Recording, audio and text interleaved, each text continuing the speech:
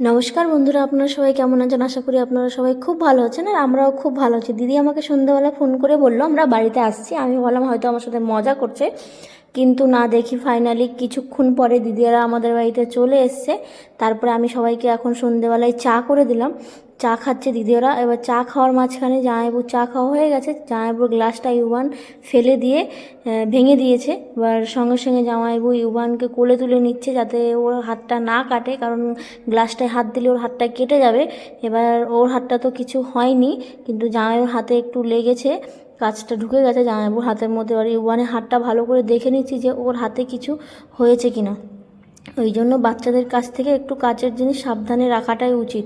কিন্তু কি জানি কি করে ও হাতে থেকে পড়ে গেল গ্লাসটা। এবার মা কাচেরগুলো গ্লাসটা তুলে নিচ্ছে, কারণ অন্য কারোর হাতে লাগলেও কেটে যেতে পারে।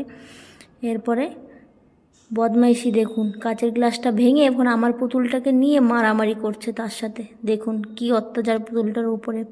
এরপরে মা মুড়ি মেখে নিচ্ছে আর আমি ওদিকে ভাত বসিয়ে দিয়েছি, কারণ দিদিরা খেয়ে দিয়ে চলে যাবে, রাতে থাকবে না। এই জন্য এবার আমি কি করব, রান্না করতেই হবে, তাড়াতাড়ি করে ঝটপট রান্না করে দিচ্ছি। এদিকে বাবা এসছে, মাংস নিয়ে এসছে, আর ওদের দুজনের জন্য চকলেট নিয়ে এসছে, সেটাই ওরা এখন খাচ্ছে। এদিকে মার মুড়ি মাখানো কমপ্লিট হয়ে গেছে। এবার মা সবাইকে এখন মুড়ি দিচ্ছে মুড়ি খাওয়ার জন্য। এবার আমি মুড়ি ফুড়ি খেয়ে রান্নাঘরে চলে এসেছি, মাংস ধুয়ে নিচ্ছি এরপরে। কারণ কি তাড়াতাড়ি করে রান্না করতে হবে, ওদের লেট হয়ে যাচ্ছে বাড়ি যেতে, এই জন্য।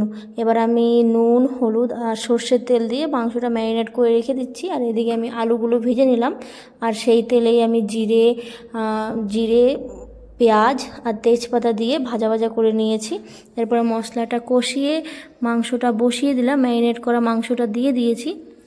এরপরে ভালো করে মাংসটাকে কষিয়ে নেব। এবার কষানো হয়ে গেলে তারপরে ওর মধ্যে আমি এখন সব মশলাগুলো দিয়ে ফেলবো, গুঁড়ো মশলা যেগুলো আছে, জিরের গুঁড়ি, ধনের গুঁড়ি, লঙ্কার গুঁড়ি, ভালো করে ওগুলোকে দিয়ে তারপরে আমি আবার একটু কষিয়ে নেব।